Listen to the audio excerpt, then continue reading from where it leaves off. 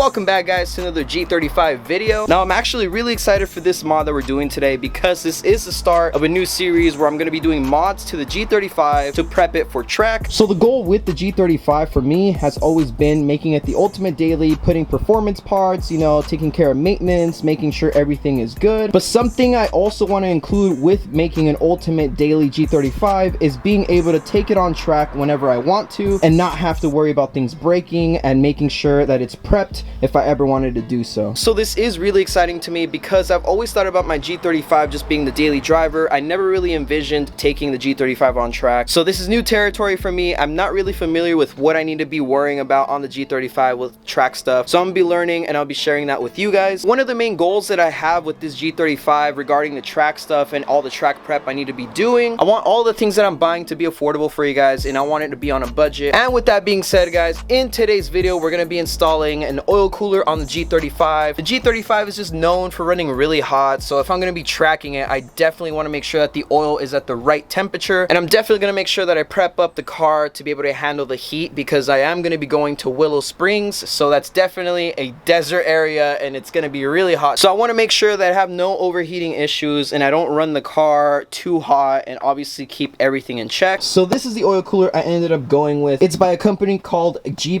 so they definitely have had a lot of people run their stuff. Not only that, they also come with a thermostatic sandwich plate, so you can definitely make sure your oil heats up properly before it starts cooling it, and it takes less time to get your oil up to temperature. And not only that, but the sandwich plate also comes with fittings, so you can go ahead and put your oil temperature sensor and your oil pressure sensor. So let me go ahead and open this up and show you guys what I'm talking about.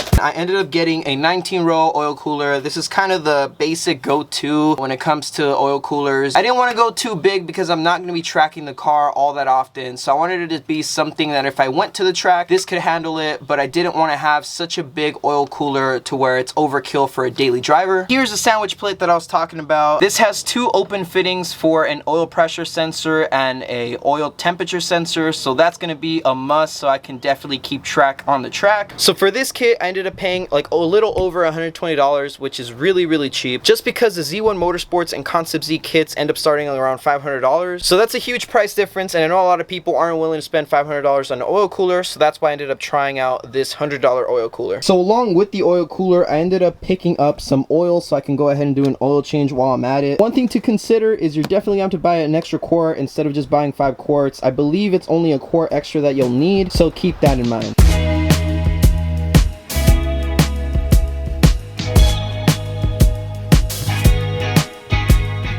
With the bumper removed, we can go ahead and mock up the oil cooler. One of the really cool things is that there's already pre-drilled holes, so I'm gonna try and use one of these two right here. To install the oil cooler, I'm gonna be using one of these L brackets that I bought at Lowe's for like $3, so go ahead and pick some of these. I also ended up picking an assortment from Harbor Freight of just a bunch of, you know, screws and bolts and nuts, so I can go ahead and test fit and play around with. It's also just really good practice to have these in stock in case you ever need to do something.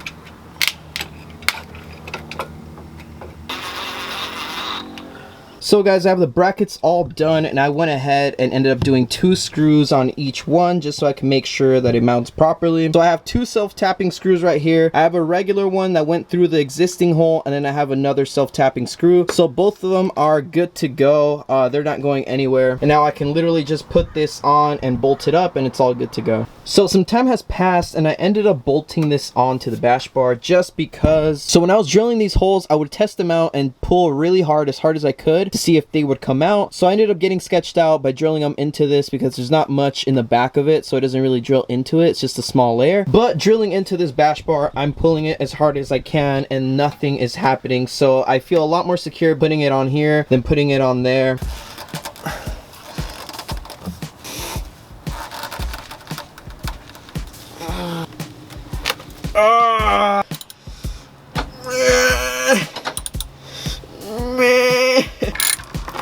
Oh, no spill, baby, let's go.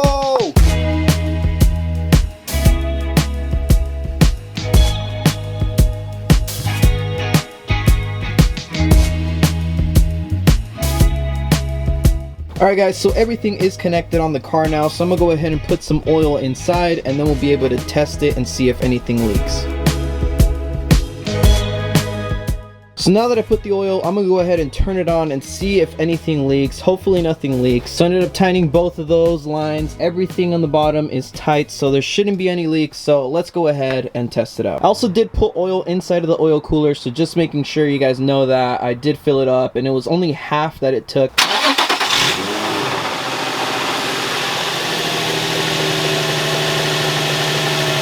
So we got no leaks right there.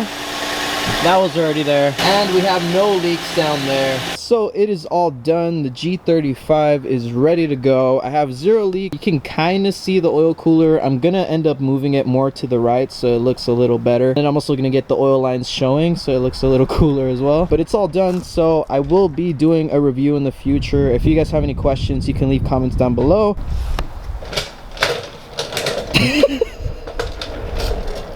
Don't hit the car, don't hit the car. Leo! So this is the first mod in the series, so I hope you guys did enjoy this. If you have any questions, leave them down below. Subscribe if you're new around here. Plenty of G35 content, and especially for the track build. With that being said, subscribe, and I'll see you guys in the next one. Peace.